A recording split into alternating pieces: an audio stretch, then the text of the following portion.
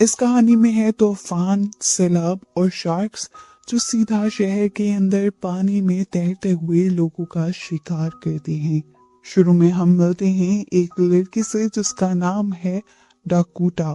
वो अपने घर में है, किसी से फोन पर बात कर रही है और तभी उसे खबर मिलती है उसी बड़े तूफान की जो अभी आने वाला है। खबर सुनते ही शहर के सभी लोग अपने स्टोर्स और शॉप्स बंद करने लगते हैं। लोग अपना जरूरी सामान उठा उठा कर यहाँ से निकल रहे थे, लेकिन डॉक्टर जब बिल्डिंग से बाहर आती है तो वो बिल्कुल नॉर्मल रहती है।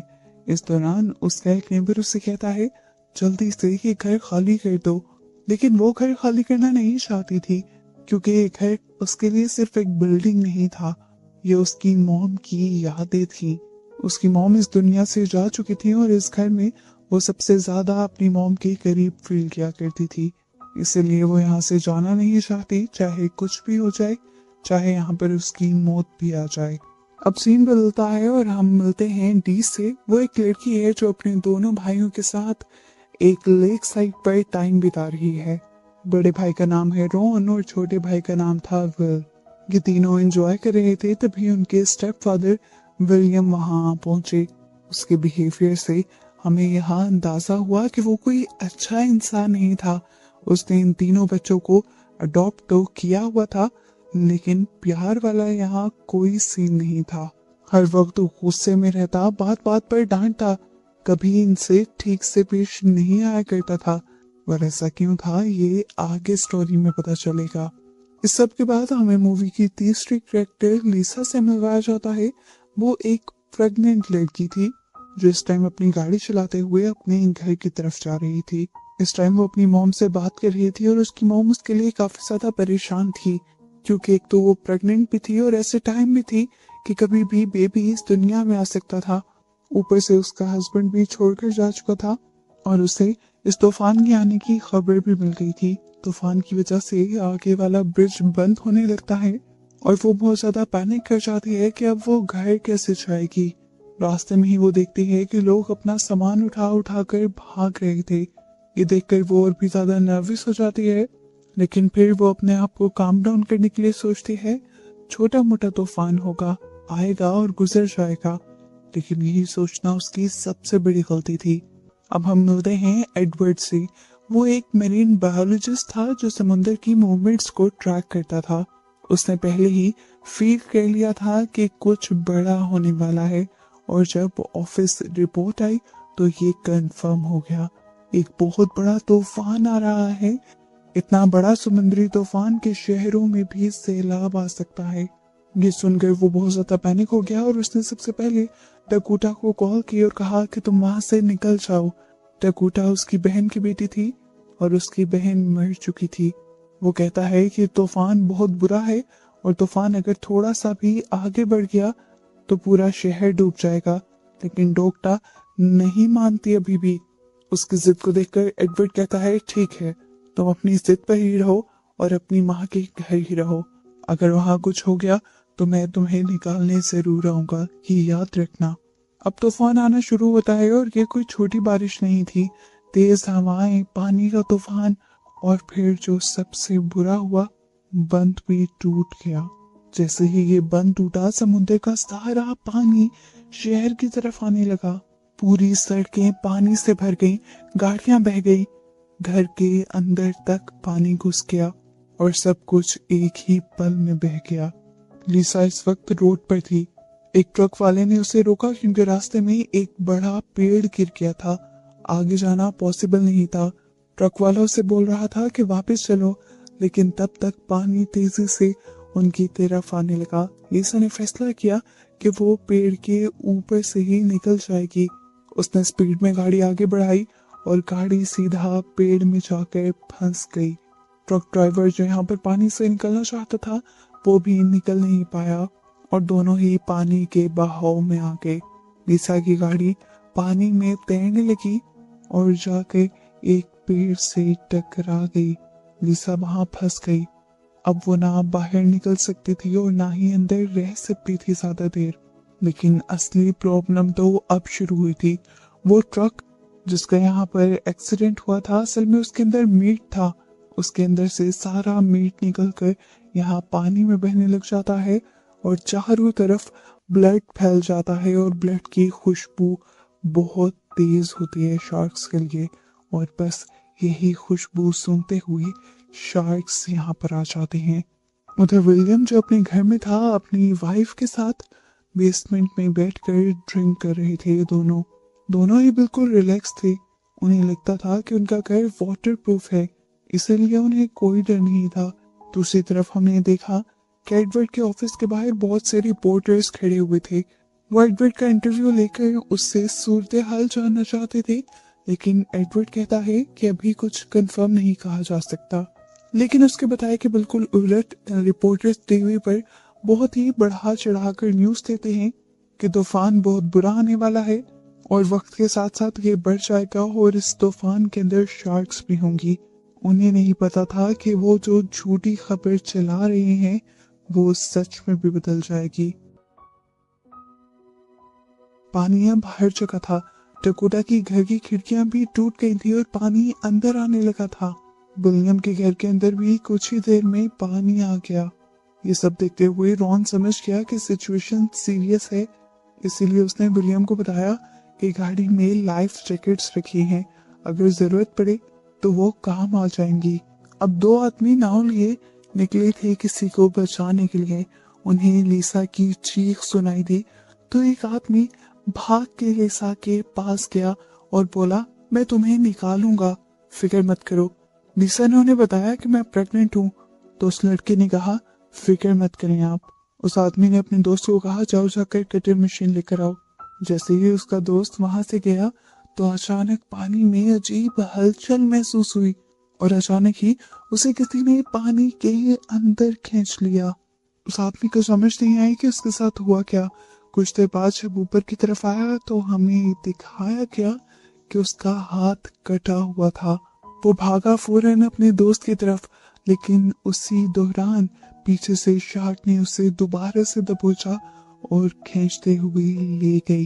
डकोटा ये सब कुछ अपनी खिड़की से देख रही थी। उसने सबको चिल्लाते हुए बताया, वहां एक शार्क है। लिसा भी ये सुनकर खौफ में आ गई और फिर ट्रक ड्राइवर को होश आया। उसने गेट तोड़ा और बाहर निकला, लेकिन सीधा शार्क के मुंह के अंदर। एक और आदमी खत्म। सब कुछ इतना तेजी से हो रहा था कि समझना मुश्किल था। यहाँ अब एडवर्ड को रिपोर्ट मिली कि बंद टूट गया है और शहर में पानी चारों तरफ फैल गया है। मतलब कि डकोटा भी अब खतरे में थी। उसके पास उसे बचाने के लिए कोई और रास्ता नहीं था, इसलिए उसने रिपोर्टर्स के साथ डील की। रिपोर्टर्स काफी पहले से ही उससे रिपोर्ट लेना चाहते थे। उसने कहा कि तुम मुझे डकोटा के घर के पास छोड़ो और मैं तुम्हें वहां पर रिपोर्ट दे दूंगा। बस इसी डील के लिए ये लोग निकल पड़े। यहाँ पर अब विलियम और उसकी वाइफ ने सोचा कि लाइफ जैकेट्स लेकर बाहर निकल जाते हैं, लेकिन जैसे ही बाहर निकले एक बेबी शार्क ने विलियम पर अटैक कर दिया और फिर उसी बेबी शार्क की मां ने आकर विलियम की वाइफ पर अटैक कर दिया और दोनों ही यहाँ पर खत्म हो गए और बच्चे फिर से अकेले हो गए। घर के अंदर इस टाइम रॉन, डी और विल थे। हर तरफ पानी था और पानी में शार्क्स घूम रही थी। डी ने दरवाजा बंद करना चाहा, लेकिन एक शार्क ने आकर दरवाजे पर धक्का दे दिया।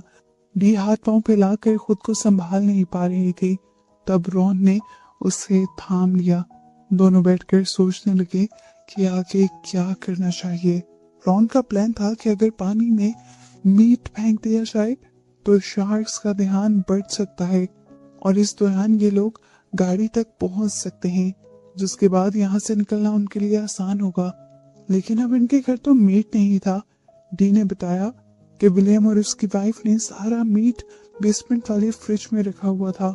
ये लोग बेसमेंट में जा तो सकते थे, लेकिन अब प्रॉब्लम ये था कि घर में पहले से ही एक शार्क घूम रहा था, जिससे अगर इनका पता चलता तो वो जरूर इनके ऊपर अटैक कर देता। इधर डकोटा के घर में भी सिचुएशन काफी टाइट हो गई थी। एक बड़ा पेड़ टूटकर उसके घर पर गिर गया था। इस टाइम उसका घर टूट चुका था। इसी दौरान हमने देखा कि बाहर लिसा भी काफी ज्यादा घबराई हुई थी। वो चिल्ला चिल्लाकर किसी को मदद के लिए बुला रही थी और डकोटा जिसके घर के बिल्कुल सामने वो गाड़ी थी, वो उसकी आवाजें सुन रही थी, लेकिन वो यहाँ से बाहर निकलना नहीं चाहती थी। तब लिसा ने उससे कहा, प्लीज मेरी मदद करो, मैं प्रेग्नेंट हूँ और मैं इस बच्चे को दुनिया में लाना चाहती हूँ। ये सुनना था कि डकोटा पिघल गई। उसकी भी तो मॉम नहीं थी। अगर वो लिसा की मदद ना करती तो उस बच्चे के पास भी उसकी माँ ना रहती। इसीलिए अब वो अपने घर से एक नाइफ लेती है और लिसा की मदद करने के लिए निकल जाती है, बिना इस डर के कि पानी के अंदर शार्क्स हैं जो उसने खुद देखी हैं।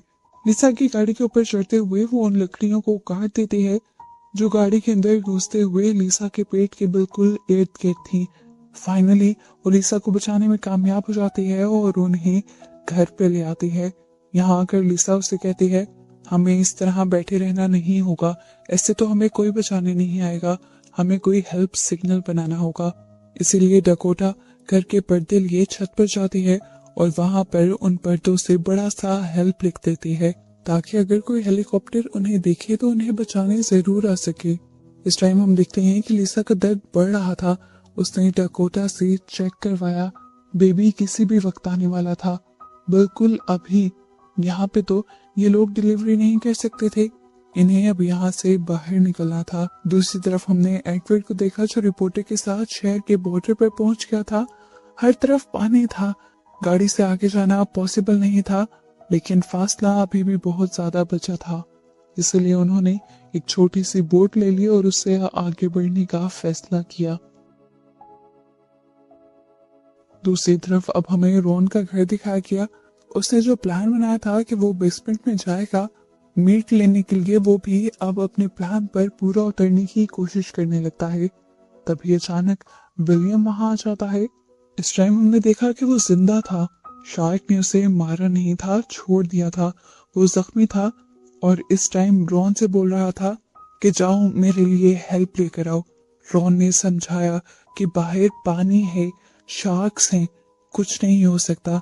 इस दौरान वो यहीं से कुछ चीजें ढूंढने लगता है जिससे विलियम की हेल्प की जा सके और यहाँ उसके हाथ एक लग जाता है लेटर, जिसमें साफ साफ ये लिखा था कि यूएस गवर्नमेंट इन बच्चों के नाम पर हर महीने $500 इन्हें दिया करती थी ताकि ये लोग बच्चों की अच्छे से देखभाल कर पाएं।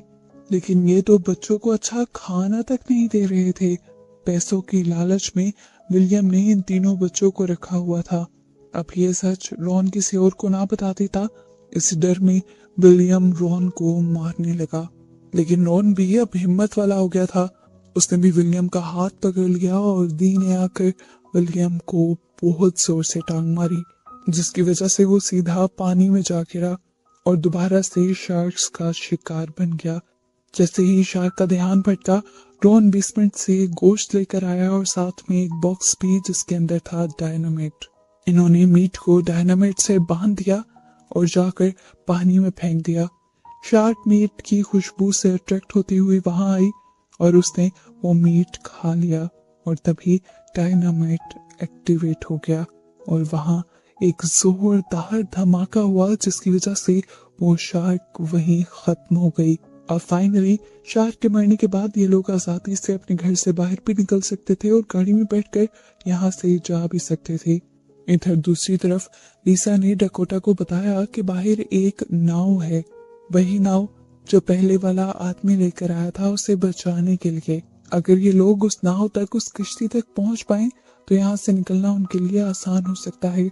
लेकिन लिसा के अंदर तो यहाँ से बाहर तक जाने की भी हिम्मत नहीं थी क्योंकि उसको दर्द बहुत ज्यादा हो रहा था। लिसा ने फैसला किया कि वो खुद जाएगी और नाव को घर के गेट तक लेकर आएगी। उसने अब एक टॉर्च ली और फ्रिज में पड़ा हुआ सारा मीट एक शॉपर में भर लिया। वो जानती थी कि बाहर शार्क्स हैं और इस मीट के जरिए वो शार्क का ध्यान भटका पाएगी। उसका प्लान काम भी कर रहा था। वो जैसे ही बाहर आती और कोई शार्क उसके सामने आती तो वो उसके सामने दूसरी तरफ मीट का टुकड़ा फेंक देती, जिससे वो शार्क अट्रैक्ट होकर दूसरी तरफ चली जाती। ऐसे करते करते वो अब उस नाव के पास तो पहुंच गई थी, लेकिन एक और मसला आ गया था। मीट खत्म हो गया था और उसके सामने वही शार्क आ गई थी, बहुत बड़ी सी। डकोटा रुकती नहीं, घबराती नहीं, बिल्कुल रिलैक्स रहती है और उसे ऐसे ही रिलैक्स देखकर वो शार्क यहाँ से चली जाती है। इस बोट पर उसने देखा कि एक फिशिंग रॉड भी था जो भी उसने ले लिया। वो जल्दी घर वापस आना चाहती थी क्योंकि वो जानती थी कि कमरे में बहुत तेजी से पानी भर रहा होगा, और ऐसा था भी। लिसा भी अब बेड के सहारे पानी में ही तैर रही थी। पूरा घर टूटकर पानी में बहने लगा था। एक लकड़ी के सहारे लिसा पानी से बाहर निकलकर ऊपर की तरफ आई। दर्द अचानक से इतना ज्यादा बढ़ गया कि उसने वहीं पानी के अंदर ही अपने बच्चे को जन्म दिया। चारों तरफ ब्लड ही ब्लड हो गया और उसकी खुशबू से शार्क्स इसी तरफ अट्रैक्ट होने लगी और मुसीबत एक और मर्तबा बढ़ गई। लिसा ने अब अपने इस नए और छोटे से बच्चे को एक लकड़ी पर रखा और एक फिर खुद नोकीली लकड़ी हाथ में लिए शार्क का इंतजार करने लगी। शार्क जैसे ही उसके पास आई, लिसा ने उसकी आंख को स्टैब करते हुए उसे जख्मी कर दिया, जिसकी वजह से वो डर कर वहीं से भाग गई। लेकिन डकोटा ने दूर से देखा कि दूसरी तरफ से एक और शार्क लिसा की तरफ बढ़ रही थी। उसने अब फिशिंग रॉड से निशाना लगाया और शूट करके उस शार्क को खत्म कर दिया, और फिर वो जल्दी से उसी छोटी सी बोट को लेकर लिसा के पास पहुंच गई। लिसा अब इस शिप के अंदर बैठने ही वाली थी, लेकिन तभी एक बड़ी सी शार्क आई और उसने इस बोट को ही पलटा दिया और सब कुछ खतरे में चला गया। लेकिन इससे पहले कि ये लोग मौत के घाट चढ़ जाते, ठीक उसी वक्त एडवर्ड अपनी टीम के साथ यहाँ पहुंच गया। उसके हाथ में इस टाइम एक डिवाइस थी जिसे चलाते हुए वो शार्क्स को यहाँ से भगा देता है, जिसके बाद वो इसी डिवाइस को पानी में रख देता है और आसपास की सारी शार्क्स दूर जाती रहती हैं। यहाँ एक शार्क जो कंफ्यूज हुए लिसा और डकोटा की तरफ बढ़ ही रही थी, तभी दूसरे शार्क ने आकर उसे रोक लिया और उसे वो दूसरी डायरेक्शन में ले गई। यहाँ एडवर्ड ने जल्दी से लिसा और डकोटा दोनों को ही छोटी सी शिप में बिठाया और उन्हें लिए साथ आगे बढ़ गया। फाइनली दोनों सही सलामत बच गई थी और साथ ही साथ लिसा का बच्चा भी, वो भी बिल्कुल ठीक था।